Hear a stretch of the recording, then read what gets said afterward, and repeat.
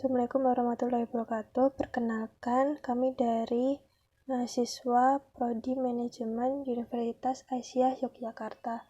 Kami di sini akan mempresentasikan tentang manajemen pemasaran dengan tema segmentasi dan targeting di bidang pemasaran jasa. Di sini anggota kelompok kami yang pertama adalah Iim Riana dengan NIM 1910601026. Dan yang kedua adalah Iza Baina Nurakita dengan NIM 1810601008. Dan yang terakhir adalah Iga Nurhotimah 810601016. Untuk materi yang pertama adalah manajemen pemasaran. Manajemen pemasaran adalah suatu proses yang dilakukan untuk menganalisis, merencanakan, dan mengkoordinasikan program-program yang menguntungkan perusahaan, dan juga dapat diartikan sebagai ilmu memilih pangsa pasar supaya dapat menciptakan nilai pelanggan yang unggul. Pemasaran jasa, setiap tindakan yang ditawarkan oleh salah satu pihak kepada pihak lain yang secara prinsip intangible dan tidak menyebabkan perpindahan kepemilikan apapun. Untuk slide kedua dimulai dari konsep pemasaran jasa. Dimulai dari market, kemudian need and wants demand, kemudian value and satisfaction, dan yang terakhir adalah exchange and relationship. Kemudian dilanjut oleh jasa memiliki karakteristik unik yang membedakannya dengan barang, yakni yang pertama adalah tidak berwujud. Jasa bersifat tidak berwujud artinya tidak dapat dilihat, dirasa, diraba, atau didengar sebelum dibeli. Untuk mengurangi ketidakpastian, konsumen memperhatikan tanda-tanda atau bukti-bukti kualitas jasa tersebut dari tempat, orang, peralatan, materi komunikasi, simbol, dan harga yang mereka amati. Oleh karena itu, perusahaan jasa menghadapi tantangan untuk mengelola keterangan atau informasi untuk mewujudkan produk yang tidak berwujud. Dan yang kedua adalah tidak dapat dipisahkan.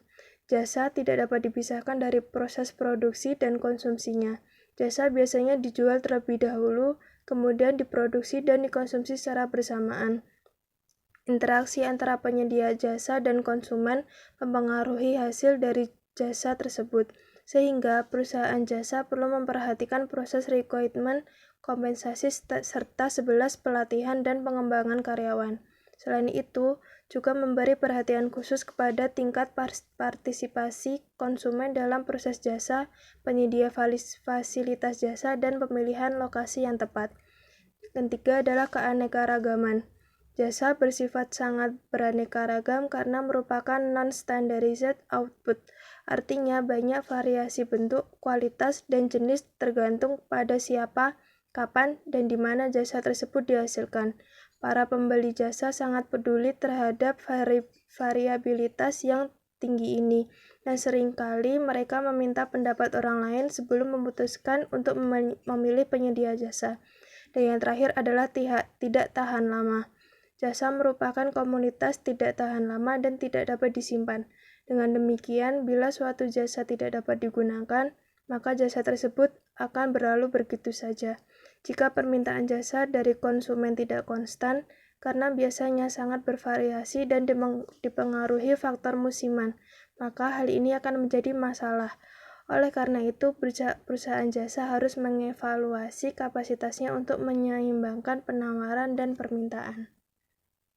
Untuk slide selanjutnya adalah terdapat 3 karakteristik utama dari produk jasa yang membedakannya dengan produk retail, yaitu yang pertama adalah relative intangibility of service, di mana pelanggan tidak mendapatkan sesuatu barang dari hasil sebuah jasa, sehingga hasil dari jasa lebih berupa pengalaman dan bukan kepemilikan. Yang kedua adalah simultaneous of service production and consumption, yaitu adanya tenggang waktu antara produksi dan pelanggan, di mana untuk produk manufaktur ada tenggang waktu antara diproduksinya suatu barang dan dikonsumsi, sedangkan untuk jasa antara produksi dan pelanggan terjadi pada saat yang bersamaan. Dan yang terakhir adalah customer participation, artinya jasa tidak akan ada tanpa adanya partisipasi pelanggan untuk menciptakan suatu jasa. Baik, saya akan melanjutkan presentasi dari Mbak Iza. Strategi pemasaran jasa. Yang pertama, memberikan pelayanan secara efisien. Yang kedua, peran karyawan yang melayani konsumen. Yang ketiga, penggunaan perkembangan teknologi serta inovasi. Yang keempat, menyesuaikan dengan budaya yang berkembang. Selanjutnya, produk yaitu jasa seperti apa yang akan ditawarkan kepada konsumen. Yang kedua, harga yaitu bagaimana strategi penentuan harga yang pas pada target sasaran. Yang ketiga, tempat yaitu bagaimana strategi dalam sistem penghantaran atau penyampaian yang akan diterapkan.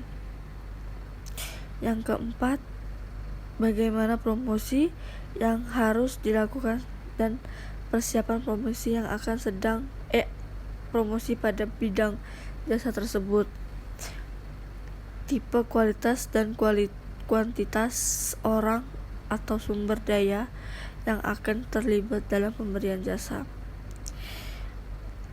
Selanjutnya, proses yaitu bagaimana proses dalam mengoperasikan jasa tersebut. Consumer service yaitu bagaimana yang akan diberikan kepada konsumen.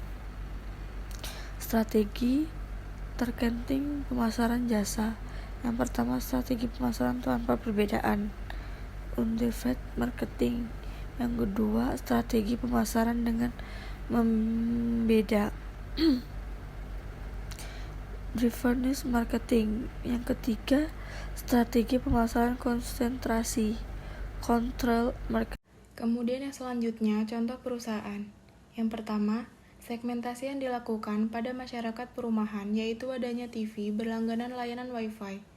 Yang kedua, segmentasi kepada perorangan. PT Telkom menyediakan jasa telekomunikasi seluler sambungan nirkabel kepada pelanggan perorangan. Yang ketiga, segmentasi demografis, yaitu pada bidang pembagian penggunaan internet di bidang pendidikan sesuai dengan usia dengan produk yang dikeluarkan seperti kartu simpati dan AS. Yang keempat, segmentasi geografi meliputi wilayah yang sudah menjangkau seluruh Indonesia dengan ketentuan jaringan 4G dan fiber optik. Dan yang kelima, segmentasi psikografis meliputi gaya hidup dan kepribadian konsumen baik menengah ke atas maupun bawah. Sudah terdapat perbedaan. Segmentasi yang dilakukan oleh Gojek pada dasarnya ada dua pendekatan, yaitu berdasarkan yang pertama, segmentasi psikografis, yaitu membagi pasar dalam kelompok gaya hidup masyarakat yang menengah atas dan menengah ke bawah.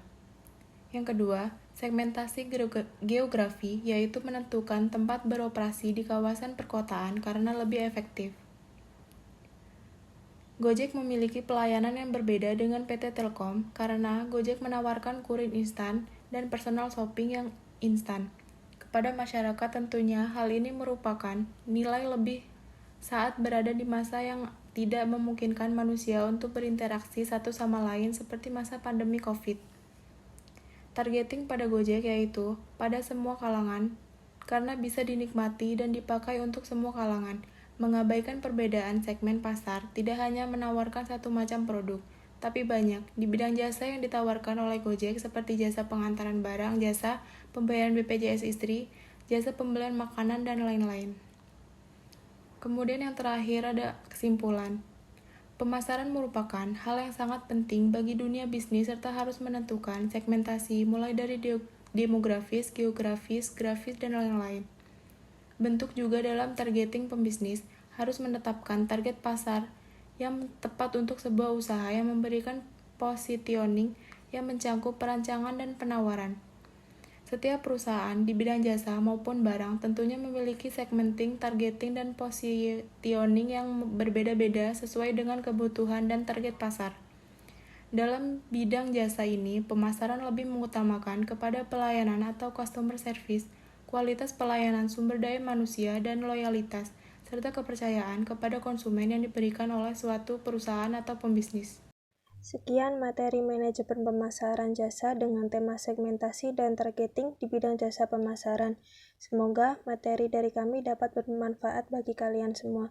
Wabillahi taufiq wal hidayah. Wassalamualaikum warahmatullahi wabarakatuh.